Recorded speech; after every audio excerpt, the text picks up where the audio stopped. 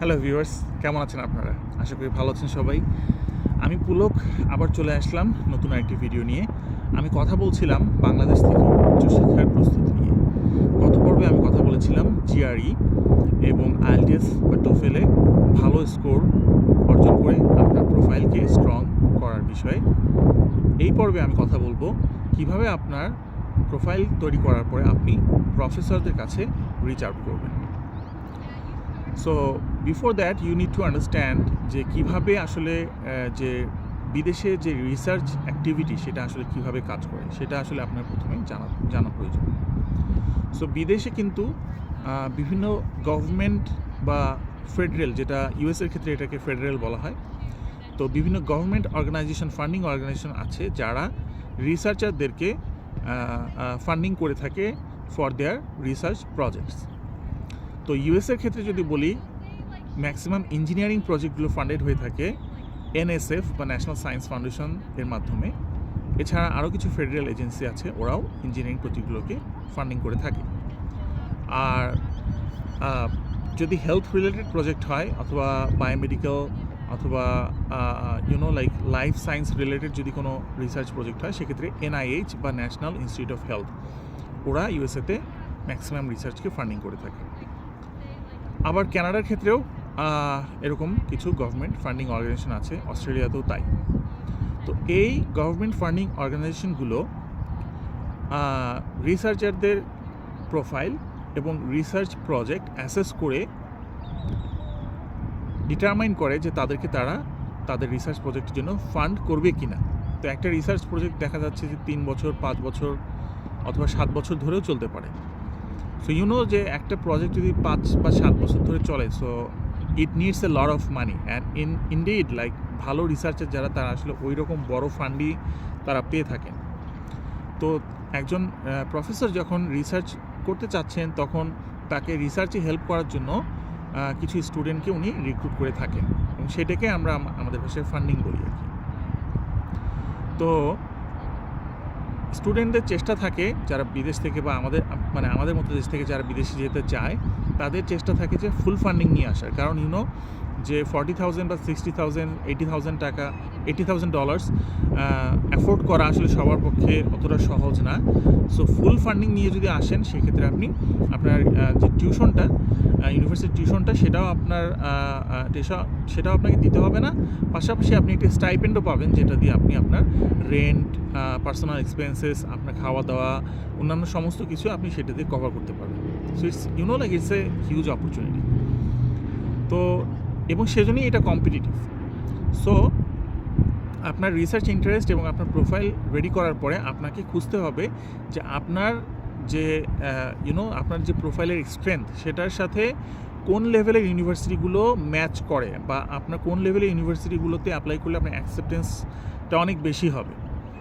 সেইটা আপনাকে আমি বলেছিলাম যে টাইমস হায়ার এডুকেশন র্যাঙ্কিং থেকে অ্যাসেস করে আপনি অন্যান্য ওয়েবসাইট ঘেটেও আপনি অ্যাকসেপ্টেন্স রেটগুলো আপনি কম্পেয়ার করতে পারেন, যে ইউনিভার্সিটিতে লাস্ট 5 ইয়ার্সে একটা অ্যাকসেপ্টেন্স রেট কত ছিল। সাধারণত দেখা যায় যে অনেক বেশি হাই র্যাঙ্কিং ইউনিভার্সিটিতে অ্যাকসেপ্টেন্স রেট খুবই কম থাকে, অনেক বেশি মানুষ অ্যাপ্লাই করলেও ওরা নেয় খুবই কম। সো ওইগুলিতে অ্যাপ্লাই করা would not be very wise decision. So আপনাকে আমি বলবো যে মিড টায়ার ইউনিভার্সিটিগুলোতে অ্যাপ্লাই করলে আপনার জন্য অ্যাকসেপ্টেন্সের রেটটা সবচেয়ে বেশি থাকবে। নেক্সট, আপনার রিসার্চ ইন্টারেস্টের সাথে মিলিয়ে প্রফেসরকে খুঁজে নেওয়া, এটা খুবই ইম্পর্ট্যান্ট। আপনার রিসার্চ ইন্টারেস্টের সাথে যদি আপনার প্রফেসরের রিসার্চ ইন্টারেস্ট মিল না থাকে, সেক্ষেত্রে ডেফিনেটলি উনি আপনাকে কোনো কাজে নিতে ইন্টারেস্টেড হবে না, কারণ in the long run you will not be that much focused or passionate about the research you are doing, right? So আপনাকে অবশ্যই এনশিওর করতে হবে যে আপনার প্রফেসরের সাথে আপনার রিসার্চ ইন্টারেস্ট অনেক বেশি ম্যাচ করছে। এরপরে আপনি প্রফেসরদেরকে ইমেল করা শুরু করবেন। সেই ক্ষেত্রে আপনাকে ইমেলটা এমনভাবে সাজাতে হবে যে অল্প লেখার মধ্যেই যাতে আপনি আপনার ব্যাকগ্রাউন্ড, আপনার এডুকেশনাল অ্যাচিভমেন্টস, আপনার passion about your research arena, your purpose, আপনার যে পোস্ট গ্রাজুয়েট বা মাস্টার্স বা পিএইচডি ডিগ্রি নেওয়ার যে আপনার যে পারপাস, আপনার কেন দরকার, যে জীবনে আপনার এটা কী ভ্যালু অ্যাড করবে, তো এই পারপাসটাকে আপনাকে লজিক্যালি এক্সপ্লেইন করতে হবে। এবং it should not be very short, it should not be very long, in a moderate ওয়েতে আপনাকে পোলাইটলি এই জিনিসটা তুলে ধরতে হবে এবং এরপরে আপনি বলবেন যে আমার ফুল ফান্ডিং পেলে আমার পড়াশোনা করতে অনেক সুবিধা হবে, সেই জন্য আপনার যদি রিসার্চ প্রজেক্ট, আপনি যে রিসার্চটা করছেন এখন, সেই রিসার্চ প্রজেক্টের ব্যাপারে আমি অনেক বেশি আগ্রহী, তাই আমি খুশি হব আপনার এই প্রজেক্টে আপনার সাথে কাজ করতে।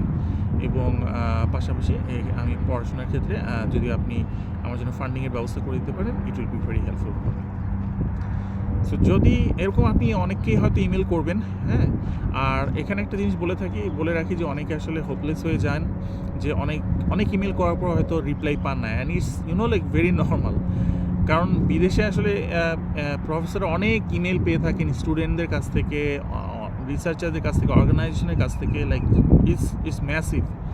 এবং ওনারা সারাদিন অনেক বেশি ব্যস্ত থাকেন, এবং তো সেক্ষেত্রে দেখা যায় যে অনেক ক্ষেত্রে হয়তোবা আপনার প্রফেসরদের কাছ থেকে অত বেশি রিপ্লাই নাও পেতে পারে। তো এতে হোপলেস হওয়ার কিছু নেই, আপনি কাজ চালিয়ে যান, আপনি ইমেল করা চালিয়ে যান। হোপফুলি অ্যাট সাম পয়েন্ট আশা করা যায় যে আপনি কারো কাছ থেকে পজিটিভ রিপ্লাই পাবেন। তো রিপ্লাইয়ের ক্ষেত্রে কিছু বিষয় আছে, অনেকে হয়তো আপনাকে রিপ্লাই, এটা আসলে অনেক ইম্পর্টেন্ট আমি বলবো, অনেকে হয়তো আপনাকে রিপ্লাই দেবে যে okay you are doing very good and you have a very strong profile, এবং এগুলো বলে আপনাকে এনকারেজ করার চেষ্টা করবে, বাট আপনাকে হয়তো সরাসরি ফান্ডিং রিলেটেড কোনো কথা বলবে না। So I would say that's a no গো।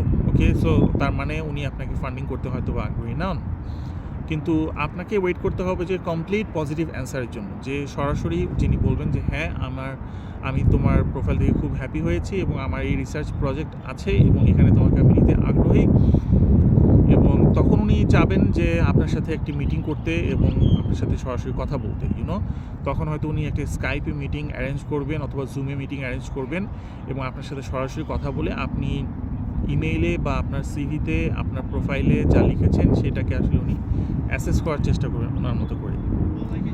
এবং if you receive something like that, I would say it's just a sign of very good luck, তার মানে হচ্ছে আপনার জন্য ভাগ্যের দরজা হয়তো খুলে যাচ্ছে।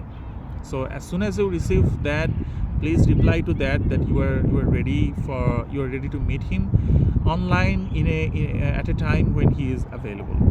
তো আপনি ওনার সাথে আপনার অ্যাভেলেবিলিটি ম্যাচ করে নিয়ে আপনি একটি মিটিং হয়তো উনি অ্যারেঞ্জ করবেন, সেই মিটিংটা আপনি অ্যাটেন্ড করলেন এবং আপনারা কথা বললেন, এবং এটা মাল্টিপল টাইমস হতে পারে। অনেক প্রফেসর আছেন যে হয়তো 2-3 বার 4 বার কথা বলার পরে উনি হয়তো ডিসাইড করবেন যে উনি আসলে কাকে নেবেন, কারণ ওনার হাতে হয়তো আরও বেশ কয়েকজন স্টুডেন্ট রয়েছে। তো আপনি যদি if you can convince him যে you are the best candidate for the funding, then it's a green signal for you, এবং উনি আপনাকে তারপর বলবেন যে অ্যাপ্লাই করতে, এবং অ্যাপ্লাই করার পরে উনি আপনার ফান্ডিংয়ের ব্যবস্থা হয়তো করে দেবেন। তো এই হলো সংক্ষেপে প্রফেসর ম্যানেজ করা এবং প্রফেসরের সাথে কথা বলে কীভাবে ফান্ডিং নিশ্চিত করতে হবে সেটা নিয়ে আমার সংক্ষিপ্ত আলোচনা। এর পরবর্তী ভিডিওতে আলোচনা করব অন্য কোনো বিষয় নিয়ে। আজকের মতো এখানেই বিদায় নিচ্ছি। যে আপনাদের যে কোনো প্রশ্ন কমেন্টসে অবশ্যই জানাবেন, এবং আপনাদের প্রশ্নগুলো উত্তর দেওয়ার আমি সবসময় চেষ্টা করব। Thank you so much, take care, see you again.